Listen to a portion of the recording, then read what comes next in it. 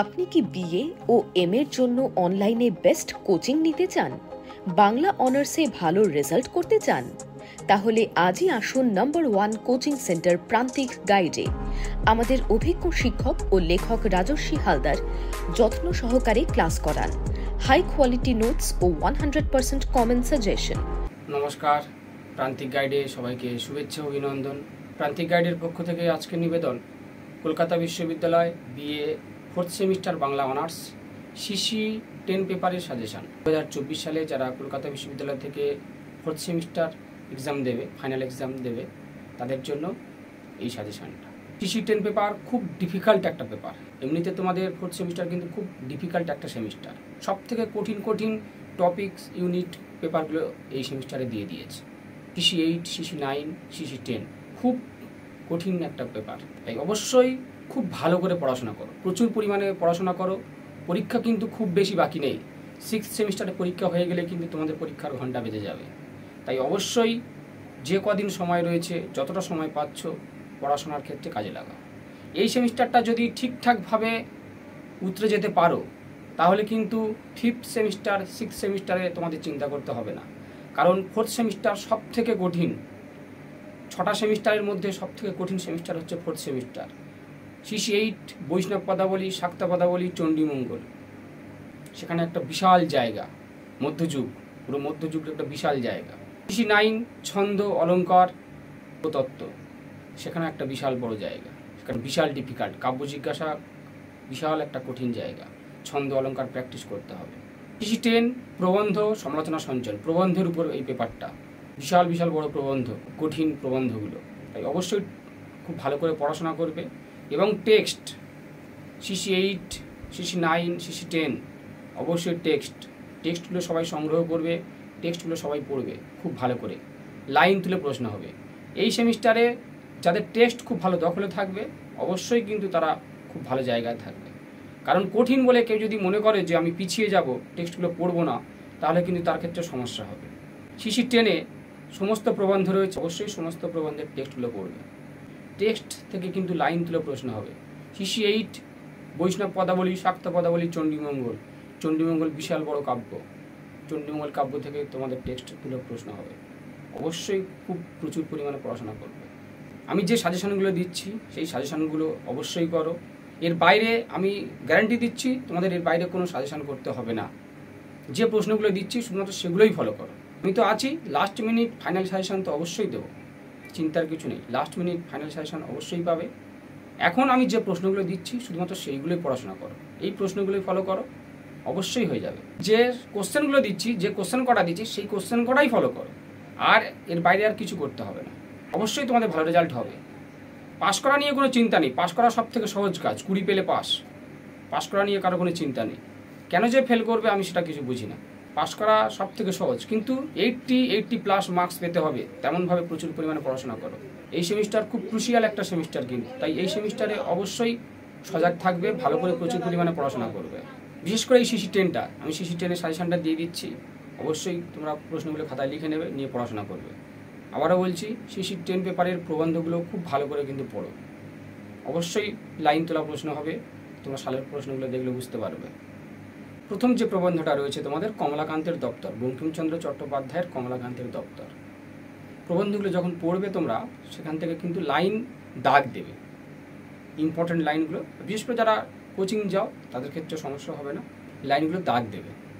লিখে নাও তাহলে কমলাকান্তের দপ্তর প্রবন্ধ থেকে। কমলাকান্ত একাধারে কবি, দার্শনিক, সমাজ শিক্ষক, রাজনীতিজ্ঞ ও স্বদেশপ্রেমী। পাঠ্য প্রবন্ধগুলি অবলম্বনে মন্তব্যটির যথার্থতা বিচার করো। তোমাদের আছে বৈষ্ণব পদাবলী, শাক্ত পদাবলী, চণ্ডীমঙ্গল, আর এই ধরো কমলাকান্তের দপ্তর। যে কোনো নোটস লেখার সময় পাঠ্য যে প্রবন্ধগুলো তোমাদের সেমিস্টারে, যে পাঠ্য প্রবন্ধগুলো রয়েছে, যেমন তোমাদের কমলাকান্তের দপ্তর থেকে রয়েছে একাকে একাই ওই আমার মন পতঙ্গার বিড়াল। বৈষ্ণব পদাবলীর যে পদগুলো রয়েছে, শাক্ত পদাবলীর যে পদগুলো রয়েছে, যখন কোনো কবির কৃতিত্ব বা নোটস আলোচনা লিখবে, অবশ্যই পাঠ্য পদগুলো অবলম্বনে, পাঠ্য প্রবন্ধগুলো অবলম্বনে। কমলাকান্তের চরিত্র ধরো লিখছো, কমলাকান্তের তো একাধিক প্রবন্ধ রয়েছে, কমলাকান্তের দপ্তরে অনেকগুলো প্রবন্ধ রয়েছে। তাহলে তোমাদের সিলেবাস অনুযায়ী, প্রবন্ধ অনুযায়ী কিন্তু কমলাকান্তের চরিত্রটা লিখতে হবে। তাই পাঠ্য প্রবন্ধ না লিখলে, পাঠ্য পদগুলো অনুযায়ী যদি নোটস না লেখলে কিন্তু নাম্বার মাইনাস হয়ে যাবে, বরং পরীক্ষার নাম্বার কেটে নেবে। তাই অবশ্যই সজাগ থাকবে। কমলাকান্ত একাধারে কবি, দার্শনিক, সমাজ শিক্ষক, রাজনীতিজ্ঞ ও স্বদেশপ্রেমী। পাঠ্য প্রবন্ধগুলি অবলম্বনে মন্তব্যটির যথার্থতা বিচার করে। অথবা কমলাকান্তের চরিত্র, দুটো নোটস, এই দুটো কোশ্চেন প্রায় একই আবার আলাদাও, একটু ভালো করে নোটসটা তৈরি করে নিও। কমলাকান্তের চরিত্র অথবা কমলাকান্তের দপ্তর প্রবন্ধে হাস্যরস বা কৌতুকরস সম্বন্ধে আলোচনা করো। কমলাকান্তের দপ্তর প্রবন্ধের হাস্যরস বা কৌতুকরস সম্বন্ধে আলোচনা করো। পরবর্তী প্রশ্ন, একা কে গায় ওই প্রবন্ধে লেখকের যে জীবন দর্শন পরিস্ফুট হয়েছে তা আলোচনা করো। একা কে গায় ওই প্রবন্ধে লেখকের যে জীবন দর্শন পরিস্ফুট হয়েছে তা আলোচনা করো। পরের প্রশ্ন, পতঙ্গ প্রবন্ধটি রূপকাশ্রয়ী রচনা কিনা তা আলোচনা করো। পতঙ্গ প্রবন্ধটি রূপকাশ্রয়ী রচনা কিনা তা আলোচনা করো। পরের প্রশ্ন, আমার মন প্রবন্ধে কমলাকান্তের আত্মোপলব্ধির যে পরিচয় ফুটে উঠেছে তা আলোচনা করো। আমার মন প্রবন্ধে কমলাকান্তের আত্মোপলব্ধির যে পরিচয় ফুটে উঠেছে তা আলোচনা করো।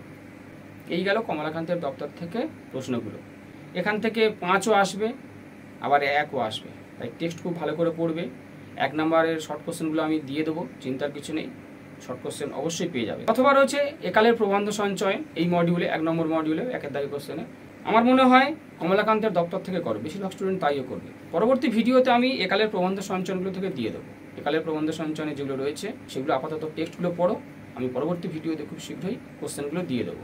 এখানে মূলত প্রবন্ধগুলো থেকে যে যে টেক্সটগুলো রয়েছে, সংস্কৃতির সামাজিক দূরত্ব, শিক্ষা ও বিজ্ঞান, যে দেশে বহু ধর্ম বহু ভাষা, আর সাহিত্যের রাজনীতি, এই 4টে প্রবন্ধ রয়েছে। এই 4টে প্রবন্ধ টেক্সট খুব ভালো করে পড়ো।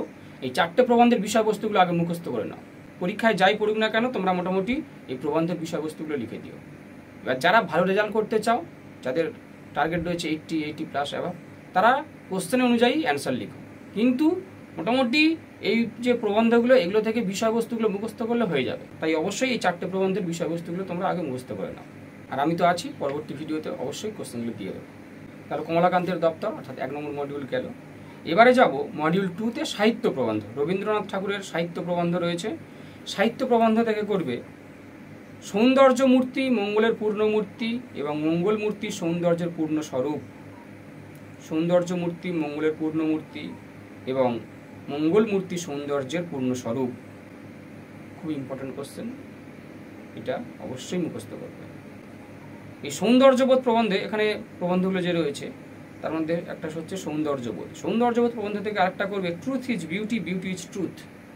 এখান থেকে আরো একটা লিখে নেবে চিত্র এবং সঙ্গীত সাহিত্যের প্রধান উপকরণ। এটা সাহিত্যের তাৎপর্য থেকে নেওয়া, চিত্র এবং সঙ্গীত সাহিত্যের প্রধান উপকরণ। এই কোশ্চেনটা করো। পরবর্তী প্রশ্ন, সাহিত্য ব্যক্তিবিশেষের নহে, তাহা রচয়িতার নহে, তাহা দৈববাণী। খুব ভালো প্রশ্ন এটাও। সাহিত্য ব্যক্তিবিশেষের নহে, তাহা রচয়িতার নহে, তাহা দৈববাণী আলোচনা করো। সাহিত্যের বিষয় মানব হৃদয় ও মানব চরিত্র। সাহিত্যের বিষয় মানব হৃদয় ও মানব চরিত্র, এই নোটসটা। পরবর্তী প্রশ্ন, কিন্তু রচনাশক্তির নৈপুণ্য ও সাহিত্যের মহামূল্য। রচনাশক্তির নৈপুণ্য ও সাহিত্যের মহামূল্য, মন্তব্যটির যথার্থতা বিচার করো। এবারে যাব সাহিত্যের বিচারক থেকে। সাহিত্যের বিচারক থেকে করবে মন প্রকৃতির আরশি নহে, সাহিত্য ও প্রকৃতির আরশি নহে, মন্তব্যটির যথার্থতা বিচার করো। মন প্রকৃতির আরশি নহে, সাহিত্য ও প্রকৃতির আরশি নহে। পরবর্তী প্রশ্ন, সাহিত্যের বিষয় মানব হৃদয় মানব চরিত্র। তাহলে এই গেল সাহিত্য প্রবন্ধ থেকে। রবীন্দ্রনাথ ঠাকুরের সাহিত্য প্রবন্ধের কোশ্চেনগুলো আমি দিয়ে দিলাম, এইগুলোই করো, এই কটা করো, হয়ে যাবে। এখানে মডিউল 2তে অথবা রয়েছে, মডিউল 2তে অথবা রয়েছে একালের সমালোচনা সঞ্চয়ন। একালের সমালোচনা সঞ্চয়ন যে প্রশ্নগুলো হয় আমি পরবর্তী ভিডিওতে দিয়ে দেবো, সঙ্গে থাকবে, অবশ্যই পেয়ে যাবে। তবে এখানে টেক্সটগুলো খুব ভালো করে পড়ো। ওই একই প্রবন্ধের মতো তোমরা মোটামুটি সমালোচনা সঞ্চয়নগুলো থেকে বিষয়বস্তুগুলো আগে মুখস্থ করো। বিষয়বস্তুগুলো আগে মুখস্থ করে নাও, তারপরে তোমরা অন্য নোটসে বা কোশ্চেন অনুযায়ী নোটসে যাবে। প্রত্যেক প্রবন্ধ এবং সমালোচনা সঞ্চয়নগুলো থেকে একটা করে বিষয়বস্তু অবশ্যই মুখস্থ করে নাও। এখানে কি কি রয়েছে প্রবন্ধগুলো দেখো। আধুনিক সাহিত্য গোপাল হালদার, রবীন্দ্রনাথ ও উত্তর সাধক বুদ্ধদেব বসু, পাশ্চাত্য ও প্রাচ্য সমালোচনার ধারা সুবোধচন্দ্র সেনগুপ্ত, উপন্যাস ও সমাজ বাস্তবতা আখতারুজ্জামান ইলিয়াস। এই প্রবন্ধগুলো রয়েছে। এখান থেকে একটা বিষয়বস্তু টেক্সট পড়ো। টেক্সট না পড়লে কিন্তু এখান থেকে শর্ট কোশ্চেন কেউ পারবে না, অবশ্যই টেক্সট পড়বে। তো খুব গুরুত্বপূর্ণ একটা মডিউল, সেটা হচ্ছে 3 নম্বর মডিউল রবীন্দ্রনাথ ঠাকুরের ছিন্নপত্র। ছিন্নপত্র থেকে লিখে নাও। ছিন্নপত্র পদ্মাতীরের পত্রকাব্য। ছিন্নপত্র পদ্মাতীরের পত্রকাব্য। দ্বিতীয় প্রশ্ন, ছিন্নপত্রের বেশ কিছু চিঠিতে ব্যক্ত হয়েছে ছোট গল্পের আভাস। ছিন্নপত্রের বেশ কিছু চিঠিতে ব্যক্ত হয়েছে ছোট গল্পের আভাস। খুব ভালো প্রশ্ন, দারুণ প্রশ্ন, দামি প্রশ্ন। পরের প্রশ্ন, পত্র সাহিত্য হিসাবে ছিন্নপত্র গ্রন্থখানি কতখানি সার্থক তা বিচার করো। পত্র সাহিত্য হিসাবে ছিন্নপত্র গ্রন্থখানি কতখানি সার্থক তা বিচার করো। পরের প্রশ্ন, ছিন্নপত্রে গদ্যরীতির পরিচয় দাও। ছিন্নপত্রের গদ্যরীতির পরিচয় দাও। পরের প্রশ্ন, বিশ্ব প্রকৃতির সঙ্গে কবির নিবিড় সম্পর্কের পরিচয় দাও। বিশ্ব প্রকৃতির সঙ্গে কবির নিবিড় সম্পর্কের পরিচয় দাও। ছিন্নপত্রের মর্ত্যপ্রীতি বা মানবপ্রীতি এবং প্রকৃতিপ্রীতি। ছিন্নপত্রের মর্ত্যপ্রীতি বা মানবপ্রীতি এবং প্রকৃতিপ্রীতি। পরের প্রশ্ন, ছিন্নপত্রের মধ্যে লুকিয়ে রয়েছে অনেক রচনার বীজসূত্র। সেই ছোট গল্পের আভাস। এখানে কিন্তু শুধু ছোট গল্প লিখলে হবে না, কবিতা, কাব্য এবং ছোট গল্পগুলো লিখতে হবে। ছিন্নপত্রের বেশ কিছু চিঠিতে লুকিয়ে রয়েছে অনেক রচনার বীজ, বা ছিন্নপত্রের মধ্যে লুকিয়ে রয়েছে অনেক রচনার বীজসূত্র। এই কোশ্চেনটা আমি দুটো 5 নাম্বারে বলছি, দেখি তোমরা উত্তর লিখে নেবে, উত্তর করে নেবে। আমার এই দরিদ্র চাষি প্রজাগুলোকে দেখলে আমার ভারী মায়া হয়, এইটা। আর মানুষের মনখানাও ঠিক ওই প্রকাণ্ড প্রকৃতির মতো রহস্যময়। মানুষের মনখানাও ঠিক ওই প্রকাণ্ড প্রকৃতির মতো রহস্যময়। এই দুটো উত্তর তোমরা করে নেবে। পরবর্তী ভিডিওতে আমি ছিন্নপত্র থেকে 5 নাম্বারে দেবো। মূলত যে পত্র সংখ্যাগুলো রয়েছে সেই পত্র সংখ্যাগুলো খুব ভালো করে পড়বে। বিষয়বস্তু অবশ্যই মুখস্থ করবে, বিষয়বস্তুগুলো মনে রাখবে। তাহলে ওই যে সংখ্যাগুলো রয়েছে, পত্র সংখ্যাগুলোর বিষয়বস্তু লিখলে হয়ে যাবে। আর বিষয়বস্তুগুলো পড়ে 5 নাম্বারের যে কোশ্চেনগুলো পড়ে, মূলত বিষয়বস্তুগুলো পড়ে। সবকটা পত্রের বিষয়বস্তুগুলো আগে মুখস্থ করে না। তোমরা কি করবে বলো তো? তোমরা মোটামুটি ছোট ছোট করে এক পেজের মধ্যে বিষয়বস্তুগুলো লেখার চেষ্টা করো। এক পেজের মধ্যে যে বিষয়বস্তুগুলো লেখার চেষ্টা করলে কি হবে, তাহলে ওইটুকুই লিখবে, হয়ে যাবে। প্রত্যেকটা বিষয়বস্তু, আর কিচ্ছু করতে হবে না। যাই প্রশ্ন পড়ুক না কেন ওই বিষয়বস্তুটাই লিখে দেবে। 5 নাম্বারের জন্য তোমরা এই ফর্মালিটিস মেনটেন করো। যে ছিন্নপত্রের পত্র সংখ্যা, প্রত্যেকটা ছিন্নপত্রের যে পত্র সংখ্যা রয়েছে সেই পত্র সংখ্যার বিষয়বস্তুগুলো লিখে রেখে দাও। টেক্সট অনুযায়ী তোমাদের যে কটা সিলেবাসে রয়েছে সেই কটা পড়ে গিয়েছে বলে এমন ভেবো না যে সেটা বাদ দেবে, কারণ সেখান থেকে এক তো পড়বে, আবার রিপিট করে দিতে পারে। তাই অবশ্যই ছিন্নপত্রের পত্র সংখ্যাগুলোর বিষয়বস্তুগুলো আগে খাতায় নোট করে নাও, এক পেজের মধ্যে ছোটো ছোটো করে নোট করে নাও, নিয়ে ওগুলোই লিখবে।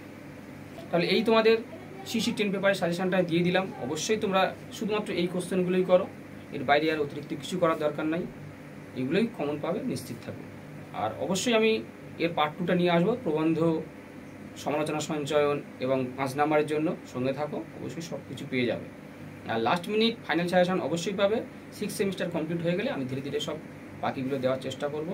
সঙ্গে থাকো, অবশ্যই সমস্ত কিছু হেল্প হয়ে যাবে। আর যারা চ্যানেলে নতুন, চ্যানেলটা অবশ্যই সাবস্ক্রাইব করে রাখো, বন্ধুদেরকে শেয়ার করো। আমি শর্ট কোশ্চেনগুলো দেবো, তোমরা শর্ট কোশ্চেন খুব ভালো করে পড়াশোনা করবে। শর্ট কোশ্চেন কিন্তু খুব গুরুত্বপূর্ণ। 1 নম্বরের অ্যান্সার যে 15টা করে করতে পারবে সেই কিন্তু 80+ পাবে। টার্গেট রাখো 80+ খুব ভালো করে পড়াশোনা করো, তাহলে অবশ্যই ভালো রেজাল্ট হবে। ভালো পড়াশোনার বিকল্প কিছু হয় না, আর পরিশ্রম কখনো বিফলে যায় না। আর কারোর কি প্রয়োজন আমাকে অবশ্যই জানিও, সব কিছু হেল্প পেয়ে যাবে। আর যারা অনলাইন ক্লাস করতে চাও, অনলাইন ক্লাস করতে ইচ্ছুক, যোগাযোগ করবে, সমস্ত কিছু হেল্প পেয়ে যাবে। প্রান্তিক গাইডের সঙ্গে থাকো, অবশ্যই সমস্ত হেল্প পেয়ে যাবে।